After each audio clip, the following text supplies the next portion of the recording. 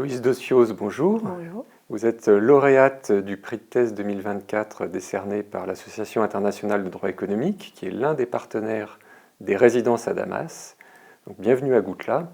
Et nous allons avoir un moment pour discuter de votre travail, de votre thèse qui portait sur l'arbitre régulateur.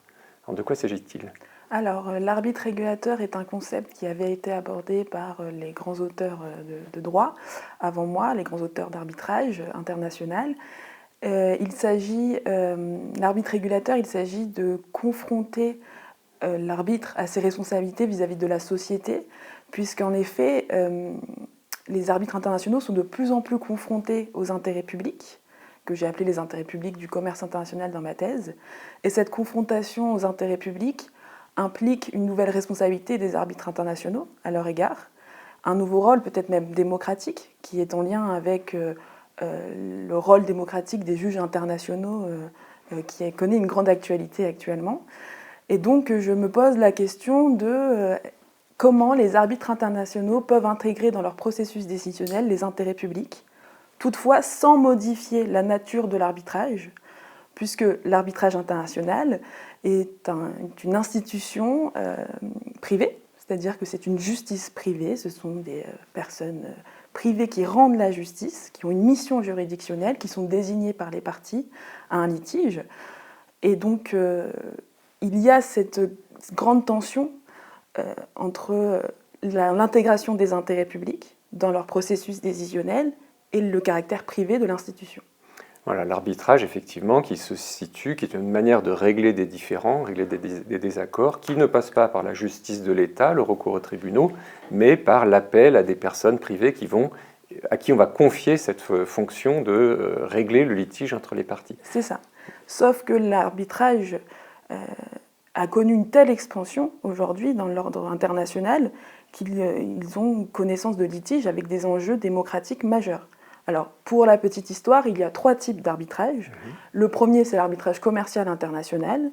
Celui-ci confronte les entreprises privées. Donc, c'est 2 acteurs privés qui connaissent un litige et qui vont désigner une personne privée pour régler leurs différends.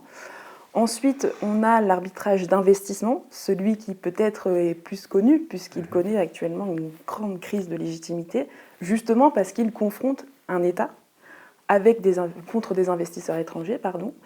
Et ensuite, il y a l'arbitrage du sport, qui confronte les institutions sportives et les athlètes, qui sont aujourd'hui, notamment eu égard aux enjeux par rapport à leurs droits fondamentaux, considérés comme les parties faibles de l'arbitrage du sport. Donc, je pense que déjà, avec cette présentation, on peut voir les tensions avec l'intérêt public dans l'institution arbitrale.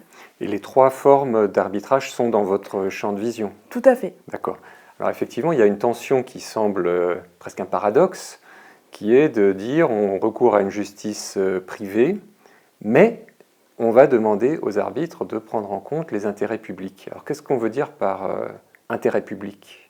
Alors, ça a été la grande difficulté de ma thèse de définir l'intérêt, puisque c'est quand même une notion assez poreuse, assez floue. J'ai raisonné en plusieurs étapes. Tout d'abord, là où il est l'importance du vocable régulateur dans ma thèse, c'est que j'ai eu recours aux écrits de droit économique pour définir ce que c'est la régulation en droit. La régulation, selon moi, il y a 2 sens de conception. Il y a une conception très large dans laquelle on peut voir dans tout droit régulation, et ça renvoie également à la fonction de médiateur du système juridique. Et ensuite, il y a une conception plus restreinte, qui a d'ailleurs donné lieu à une branche de droit qui s'appelle le droit de la régulation, dans laquelle ce sont les autorités de régulation qui régulent des secteurs économiques. Et donc, de cette conception restreinte, j'ai dégagé 3 critères, notamment le critère du secteur. Et j'ai utilisé notamment les écrits de grands auteurs de l'école de Dijon, de droit économique, dans laquelle ils définissent, notamment dans le cadre de l'OMC, quels sont les intérêts qui se confondent dans le commerce international. Et j'ai défini les intérêts à partir de là. Et ces auteurs définissent ces intérêts en disant qu'il y a d'abord les intérêts privés qui sont les intérêts économiques, qui renvoient à la libéralisation du marché. Et ensuite, d'autre part, les intérêts publics qui, eux, sont les valeurs non marchandes. Donc je suis partie de là. Sauf qu'ensuite, je me suis dit qu'on ne pouvait pas avoir un raisonnement aussi simpliste. Et donc j'ai dégagé 3 critères de définition des intérêts. Un critère matériel, un critère spatial et un critère temporel. Et en réalité, j'ai compris que ce soit les intérêts économiques ou les valeurs non marchandes, les deux étaient d'intérêt public majeur, puisque par exemple le développement économique, c'est aussi un intérêt public. Pourtant, il est du côté du libéralisme économique, donc des intérêts privés du commerce international selon la doctrine, selon les grands auteurs de l'école de Dijon. Et donc, j'ai dû me recentrer sur le procès arbitral et dire, dans le procès arbitral, quelles sont les incarnations de ces intérêts. Et j'ai été obligée de retenir plusieurs hypothèses. Donc, il y a une définition de ma thèse, enfin, dans ma thèse, il y a une définition des intérêts, mais j'ai été, comme tout le monde, bloquée par la porosité de la notion, et j'ai été obligée de recentrer dans le procès arbitral et de retenir 3 hypothèses de régulation propres à chaque type d'arbitrage. D'accord. Et alors, est-ce qu'on peut revenir un instant sur le lien entre l'arbitre régulateur et intérêt public? Est-ce que qui dit régulateur dit intérêt public? Est-ce qu'il y a un lien? Comment se fait le lien entre les deux dimensions du... Tout à l'heure, je vous ai dit que j'avais eu recours à la conception restreinte de la régulation. Et dans cette conception restreinte, on a 3 critères qui ressortent, qui nous permettent de nous rattacher dans ce flou. Et l'un de ces critères, c'est la balance des intérêts privés et publics, donc d'un secteur économique. Et c'est le but de la régulation dans cette conception restreinte. Donc je suis partie de ce but-là, c'est pas moi qui l'ai défini, c'est les auteurs avant moi. Et donc le but de la régulation en droit, c'est l'équilibre des intérêts privés et publics d'un secteur. D'accord, merci. Et donc c'est une thèse finalement qui s'intéresse aux arbitres dans une perspective, ou à l'arbitrage dans une perspective qui nourrit ou qui aide à comprendre l'activité économique, donc le droit des affaires. Et comment est-ce que dans leurs activités, les arbitres peuvent prendre en compte les intérêts publics? Les arbitres peuvent prendre en compte, ils ont plusieurs instruments de régulation. C'est l'objet de ma deuxième partie de thèse. Ils ont des instruments procéduraux et des instruments substantiels. Parce que, comme je l'ai dit tout à l'heure, j'ai dû retenir 3 hypothèses différentes dans chaque type d'arbitrage. Et par exemple, dans l'arbitrage commercial, l'hypothèse de régulation, c'est à l'occasion d'un litige entre 2 entreprises privées, qu'est-ce qui se passe si l'arbitre se doute qu'il y a peut-être des faits de corruption dans le cadre de ce contrat. Et là, c'est une grande tension de mon sujet. L'arbitre, en tant que juge privé, reste un juge lié aux intérêts des parties, puisqu'il est désigné par les parties. En plus, il est lié aux parties par un contrat d'arbitre. Et donc, toute la question, c'était comment, sur le plan procédural, il arrive à dépasser ce rôle classique qu'il a toujours eu, afin d'avoir un nouveau rôle, un rôle régulateur, et d'aller chercher l'intérêt public là où peut-être les parties n'iraient pas le chercher d'elles-mêmes. Et donc il y a tout ce premier titre sur les instruments procéduraux. Il reste limité. Il reste limité notamment aux faits invoqués par les parties. Il ne peut pas dépasser les faits invoqués par les parties. Même par exemple dans certains instruments procéduraux, notamment les mesures conservatoires, il ne peut pas prendre des mesures conservatoires pour protéger l'intérêt public stricto sensu. Il ne peut prendre des mesures conservatoires et provisoires que si les parties le demandent dans leur intérêt. Donc il est quand même limité par le cadre du procès civil. Et ensuite, il y a quand même des moyens, puisque si les parties invoquent les faits adventistes, par exemple, il peut aller les chercher, il peut questionner les parties. L'avantage de l'arbitrage international, c'est qu'il y a une grande liberté de l'arbitre quand il va chercher les faits, quand il questionne les parties. Donc il peut aller chercher l'intérêt public tout de même s'il est limité.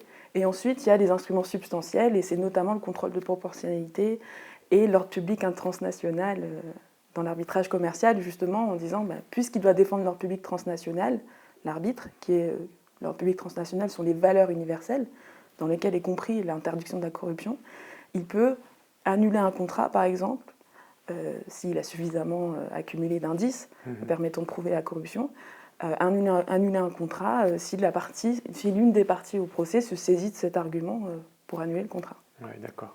Et quels matériaux vous avez pu utiliser pour votre thèse? C'est souvent des matériaux qui ne sont pas très facilement accessibles, Tout ou à du fait. moins ni les conventions d'arbitrage, ni probablement les arbitrages eux-mêmes.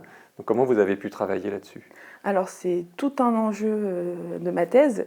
Euh, L'arbitrage d'investissement, il n'y a pas de problème puisque à la vue de la confrontation majeure de l'arbitrage d'investissement aux intérêts publics, et il y a une publication quasi totale des sentences arbitrales, donc ça j'ai pas eu de problème, même si elles sont en anglais, mais ça c'était pas un problème.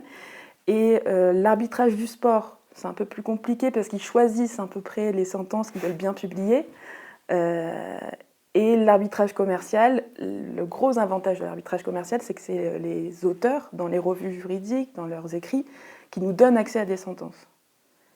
Et donc c'est notamment grâce à ces grands auteurs qui commandent des sentences que j'ai pu poursuivre ma thèse dans l'arbitrage commercial. D'accord.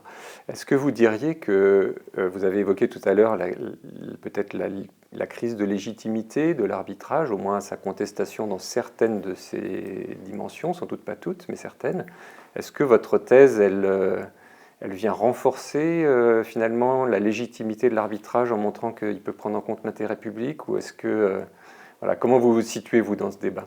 Dans le débat, je me situe en affirmant une forme de devoir de l'arbitre régulateur à considérer l'intérêt public, puisque selon moi, s'il ne le fait pas, il va perdre toute sa légitimité. Mais toute ma thèse arrive à un point en disant, en fait, parce que dans l'arbitrage international, il faut comprendre qu'il y a deux enjeux majeurs, c'est l'efficacité et la légitimité de l'arbitrage. L'efficacité, c'est la proportion de l'arbitrage international à répondre aux besoins des acteurs économiques, qui sont les acteurs classiques de l'arbitrage. C'est comme ça que je les ai appelés dans ma thèse.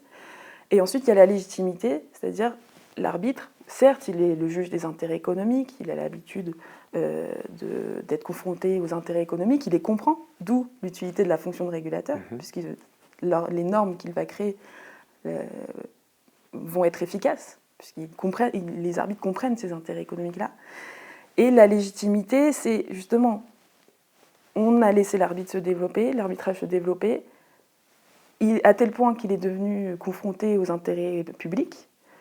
Et donc, s'il veut préserver l'efficacité de l'arbitrage, pour pas qu'on le remette en question, il doit réguler. Et donc, l'efficacité et la légitimité, finalement, se croisent à la fin de ma thèse. Et pour moi, il existe une forme de devoir des arbitres à considérer les intérêts publics s'ils veulent rester aujourd'hui les juges du commerce international. C'est comme ça que j'ai fini ma thèse. Et je pense que l'actualité le démontre, puisqu'il faut savoir que l'Union européenne attaque l'arbitrage de plus en plus actuellement.